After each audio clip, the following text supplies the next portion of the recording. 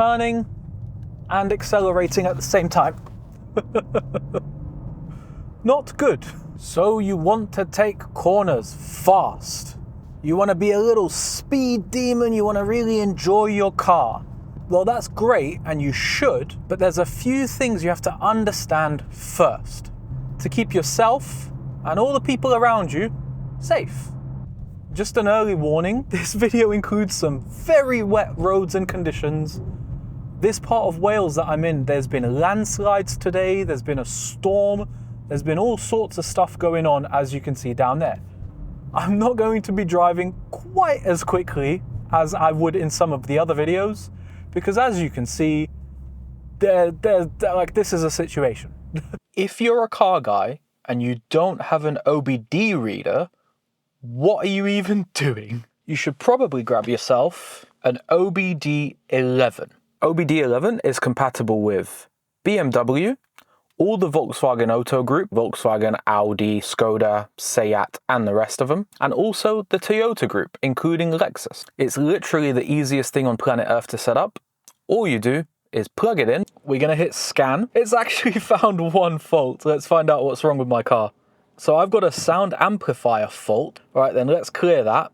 And no more faults have been detected. The one reason that OBD11 stands out from the rest of the brands making OBD readers is because they have one-click apps. When you put it in reverse, it doesn't actually dip the rear view mirror.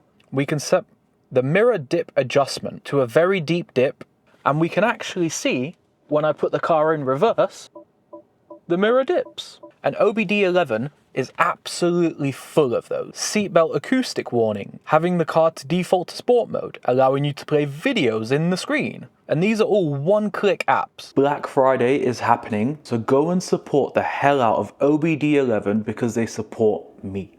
My normal discount code will still work, it will give you 10% off, but the Black Friday deals are way better than I ever got before. There's a link down in the description that OBD have made specifically for me. It has Black Friday offers at up to 40% off. I'm gonna start unusually this time with weight transfer. Weight transfer is the way your car is pitching or rolling in a corner. When you brake, your weight transfers forward. When you accelerate, your weight transfers backwards. When you turn, your weight transfers to the opposite way of your turning. So if you're turning left, your weight transfers right. Now, weight transfer will help you better understand what I'm going to call grip loading on your tires. You have 4 tires. They have a finite amount of grip. What you're looking to do is load the tires evenly, because when you overwhelm any one tire, that's when you start to lose grip.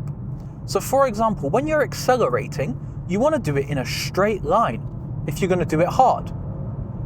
The reason for that is when you accelerate, your weight transfer goes backwards, so you can put it evenly on the 2 back wheels. Similarly, and this is incredibly important when driving fast on the road, you want to brake in a straight line. Even for a corner like this, you straighten up, you brake, you let go of the brakes, you turn. That system is much more safe than combining the inputs. When you accelerate in a straight line, you weight 2 wheels. When you brake in a straight line, you weight 2 wheels. When you turn, I'm turning left, I'm weighting the 2 outside wheels on this side of the car. But if I combine that with braking or accelerating, I'm suddenly only weighting 1 wheel.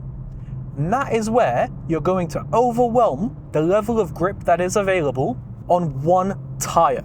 So your goal is always to not overwhelm 1 tire. And the way you do that is by separating the actions. So I'm going to give you a demonstration. We're going to accelerate in a straight line, we're loading the back tires. We're going to brake in a straight line, we're loading the fronts. We're only going to turn under maintenance throttle. That means we only load 2 tires when we're turning. And at all times, brake in a straight line, off the brakes, we turn with maintenance throttle. That will load 2 tires. Don't need to brake here. We're turning again, only loading 2 tires. This should always be at the forefront of your mind. Because what will happen when you load 1 tire, I will demonstrate. That's what happens when you accelerate and turn at the same time. It's not good. The same would happen with the front wheels if I brake and turn at the same time, especially in these conditions. You also have to be very careful of the surface of the road and especially its elevation. There's a crest coming up here into a right-hand corner. When I go over this crest, the rear end of my car will be unweighted. So if you go over a crest and you immediately turn, it can be very dangerous. Another thing that's really going to help you when taking corners fast is understanding how to read the road that's coming up ahead. I've got a crest here and I can't see over the crest. That means the road essentially ends for me there until I get to the crest and the end of the road moves away.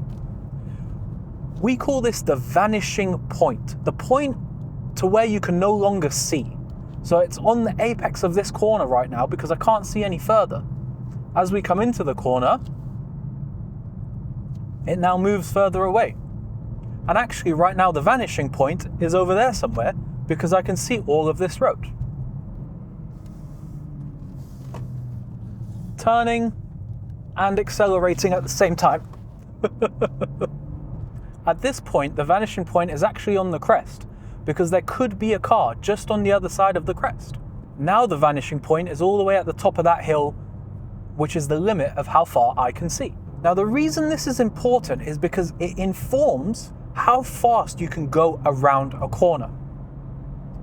When you can no longer see, as is the case right now, you have to bring your speed down so that you can stop in the distance that you can see it. Like right now, that is the end of the road. I got to go real slow here. Now I can see much further and I can increase my speed. So let me give you an example of how the vanishing point tells you what type of corner you're about to experience. The end of the road there is moving towards me. I'm getting closer to it. That means this corner is tightening. Now it's moving away from me. That means the corner is opening up. It's steadily moving away from me and now it's shot into the distance, which means the corner is now opened up. You can use your accelerator pedal and your steering as a direct correlation to the vanishing point. The closer the vanishing point gets, the more you have to turn and the more you're going to slow down. As the vanishing point moves away from you, you're able to use more throttle as it's opening up. So watch this, it's close, and now as it moves away, I can put more throttle in. And now as it moves closer, I brake. I brake a lot because of the road surface. We have some conditions today, okay? So now as the vanishing point moves away, there you go, you can use your throttle. And it's a perfect way to understand what's going to happen with a road that you're unfamiliar with. Vanishing point's getting closer, I've got to slow down, still slowing down, and now it opens up, I can accelerate again. If you can read the road, you can always take corners fast.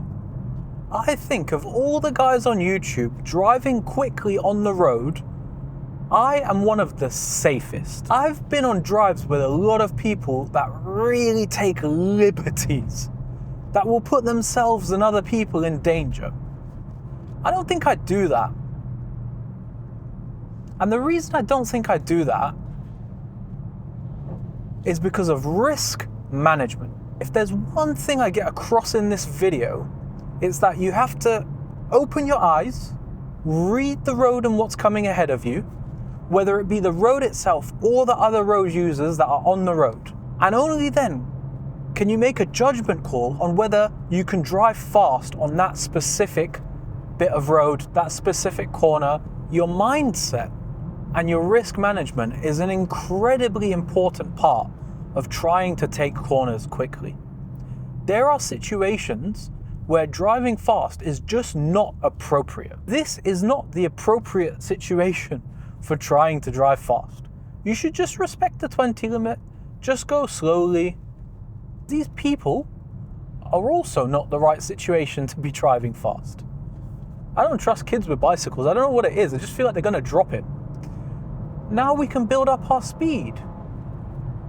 We can enjoy that engine that we paid so much for. We can enjoy the car a little bit. Mindset is just about controlling yourself. knowing that yes, can I go full throttle here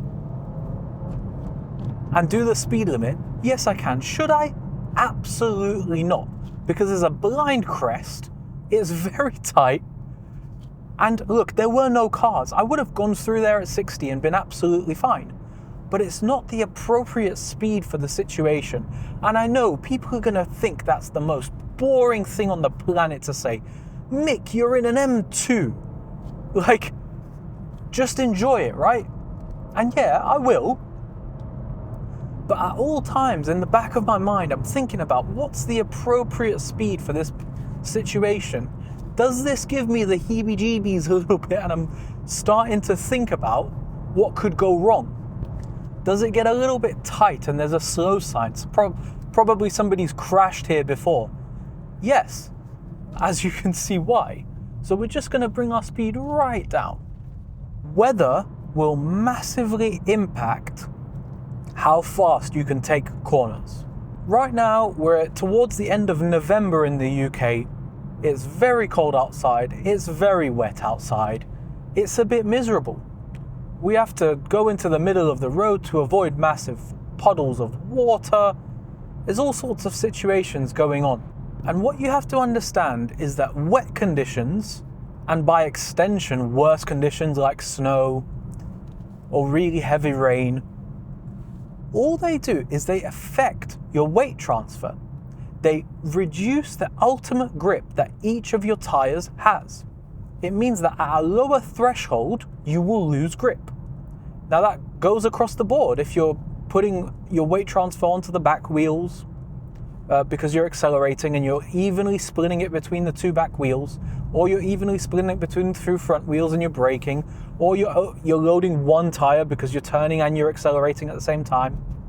Whatever the situation is, your ultimate grip is lower, which very simply means you just need to drive around this problem. You need to be aware of the fact that you're going to lose grip sooner in the wet. Because the moment it slips, and this is really easy to do, the moment it slips and you forget about it, judging my inputs and the way I drive to the fact that it's wet, the moment you stop doing that, you will immediately overload one of the tires and start going sideways, because it's incredibly easy to do in the wet.